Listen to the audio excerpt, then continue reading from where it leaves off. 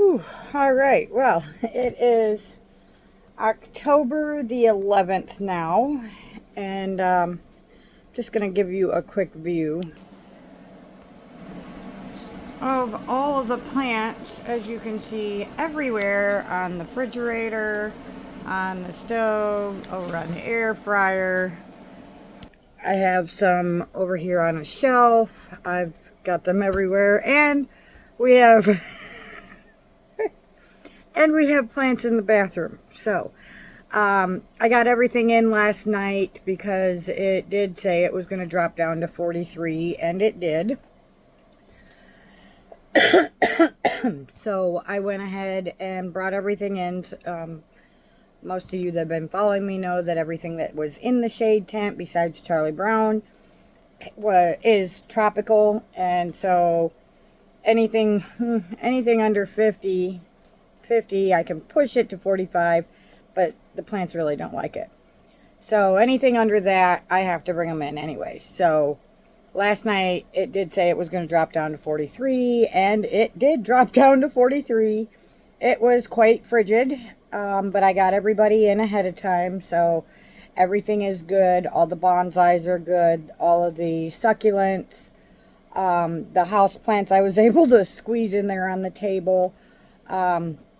And you see the bonsais are everywhere, on the stove, on the refrigerator. It's a hot mess, but it's the story of my life, really. So that I got done. And then I did say in a previous video that I wanted to tell you a couple of interesting things about the astrology and the month of October, because I've been reading a couple different kinds of books. So I'm just going to cover a couple things today in this, and then I can always go back and do more. But I just figured it is October. Let's not wait too long before we get into, the middle of the month, and then try and do an October video. So for any of you guys who are into astrology and things like that, this is just some takeaways that I've got. I'll briefly go through it, kind of sort of just go over some of the things that I thought was interesting. And if you're not interested in that, that's cool too. I mean, it's personal preference. But I thought it was kind of interesting, so I started taking notes, and I filled up like 4 pages, and I was like, okay, this is crazy. I'll just skim through the book a little, show you, explain a couple things I think are interesting, and go from there. I do have other books. They're just not all out right now because we've been rearranging and doing the floors and all kinds of stuff. I'm always busy. We've got so much to do. And as a homeowner, there's lots to keep up with and do. You can see there's another plant. It's out of control. Welcome to the Earth Lady's adventures. And the relentless growth. I mean, I'm always growing and learning, and the kitty's going to tear down the curtain. Great. So, yeah, that's what we've got going on. But for Libras, that's October, and the Libra sign starts September 23rd and goes through to October 23rd. So for any of you guys who don't already know that, now you do. For you that are Libras, I'm sure you already know that as well. So just a couple of interesting things I thought were really neat was in this book it tells you traditional Libra traits and keywords. So some of the traditional traits were diplomacy, urban, romantic, charming, easygoing, idealistic, and sociable. And then some of the keywords were harmoniously, sympathetically, and resentfully.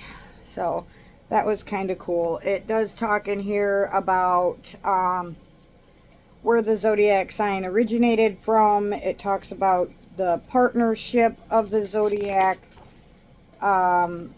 It tells you some about the family, your career, changes, lectures, retirement, health, diet, exercise, the ruling planets, elements, and some of you know me well enough to know that one of the first things I always ask is your element. Not necessarily the sign, because I don't have the signs memorized. But that's what books are for. You can go back and refer to them. So, the ruling planet is Venus. And then the element, you got to close your gate, thank you, is air. Your body areas that are the most important would be your kidneys, your lumbar region, your endocrine system, and your buttocks. Now that I started a video, now I need a drink of water.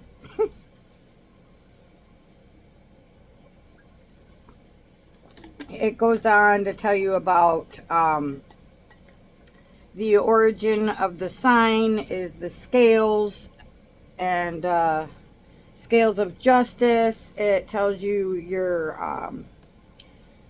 tells you different things about the food. It tells you like a Libra's flowers, good flowers for a Libra, or they're drawn to, beneficial for them would be bluebells, tea roses, hydrangeums, let's see, symbium orchids, and pretty much any blue flower in general. The tree is an ash tree. They seem to be interested in that, so that's the tree of the Libra. Some of the spices, when I started reading this about the spices and the seasonings and herbs and stuff, that's really got me. I thought that was really interesting. It tells you different things that people in the Libra sign, different herbs and spices that are actually beneficial for them. Like, let's see here. Let's see. Traditionally, herbalists have used the herbs associated with a Libra to treat symptoms of coughs and colds. In particularly,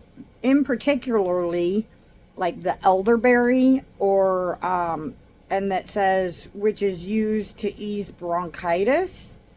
Now, I'm not a doctor or anything, so don't quote me on these things. I'm just telling you some of the things I thought were really interesting out of this book. It tells you about how mint can help with your stomach aches, or if you have chest pains, how they use catnip to treat a number of different ailments, like insect bites and for fly repellent. It's really quite interesting. So if you guys are a Libra, or you'd like more information on that, maybe you want me to go through this more thoroughly, leave a comment below and I can always do that for you. I don't have the copyright to this book, and it's actually an entire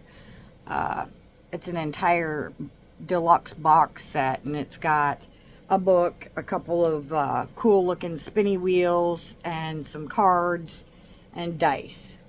And it tells you in the beginning of this book, it tells you, like, here's one of the spinning wheels. I got it marking one of my spots. But here's one of the spinning wheels, and it tells you the element. This one is earth. So, and then the other one's in the box, but that's got the air and the fire, I think, because isn't this one earth and water? Yeah. So the other one is air and fire. But it's got, I mean, it's really interesting.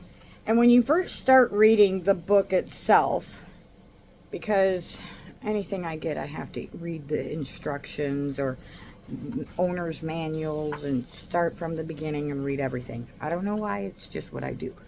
But in here it tells you how to use this pack, which is the box deluxe set.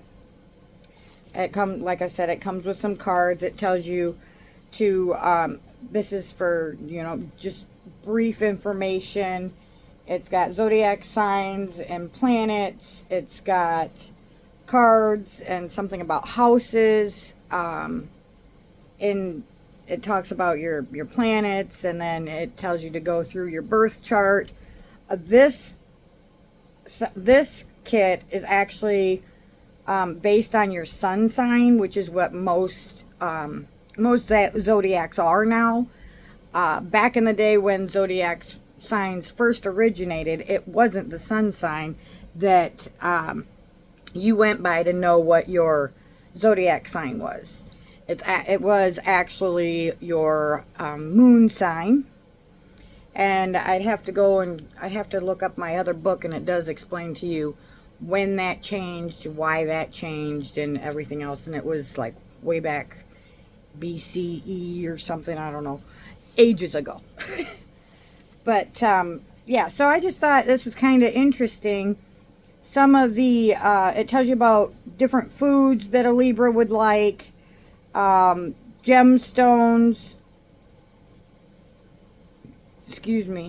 that stimulate energy and help alleviate depression, which would be the green adventurine. If you know about crystals and stones, that's the green adventurine is a really good one for Libras, as well as the peridot. Some of the minerals would be sodium. Let's see. The metal is copper. Your birthstones for the Libra are a sapphire, representing truth, sincerity, and faithfulness. Let's see here. In historical mythology, the Libras believed that helped them stay connected to the earth. Okay. So, yeah, that's the birthstone. Now, I was reading a couple of other ones before I decided, okay, we're just going to do this for each month. But in one of them, it was the Taurus, and it had like 3 different birthstones, a couple different gemstones. It was just really, really interesting. So, like animals. The animals are, there seems to be a connection between Libras and small reptiles. Gray wolves has also been suggested as a representative Libran animal. Pets like birds, all types of birds. They're also drawn to dogs, such as the Yorkshire Terriers. I mean, it was pretty interesting when I started going through this. So this is just, like I said, it's just a gist of the Libra. And I'll show you the picture here. It's a very pretty picture. The illustrations on these are quite interesting. So here's the picture of the Libra. And yeah, I thought it was pretty interesting. So I figured, hey, I'd go ahead and share it with you. This is just one of the books that I'm reading that, and subjects I'm interested in. So that's, figured I'd share that with you anyways. Thought it was kind of interesting. Some people might be interested in it. Some people might not.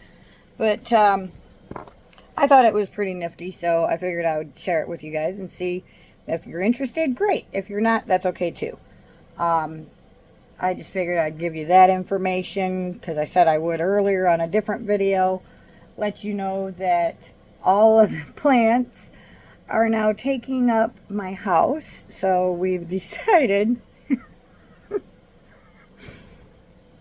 that I'm not going to be able to get any more plants until spring, when I can go ahead and stick them back outside in the shade tent and they can be happy, and probably downsize a couple of them, or well, between downsizing a couple of them, and then I do have, like, for instance, my lucky bamboo. I probably got like 3 or 4 of those, and they're all in separate pots. So for winter, I can always downsize and put them all in the same pot. And then come spring again, like I do most everything, I'll go ahead and get ready to get it used to being outside, inside, outside, the whole fun inside, outside deal. And then I'll separate it out of the one pot and put it in, separate it so it's got their own pots, and that way they can have plenty of room for growth and their roots and everything, get them all cleaned up. I try to do that with most all of my plants, is, change up their soil and repot them at least once every 3 to 5 years. Like Joe is our rubber plant, and Ficus benjamina, dark green leaf. I'm sure you've probably you've seen videos of him if you watch my channel. But Joe, now he's supposed to be a rubber tree, but when we got him, he was already a bush. So we have him all tied up and tucked together so he's not so big and bushy throughout the whole house. But I don't change his soil but every 3 to 5 years, and it just depends on if I see that he's root bound, if he seems to be not growing or growing too much.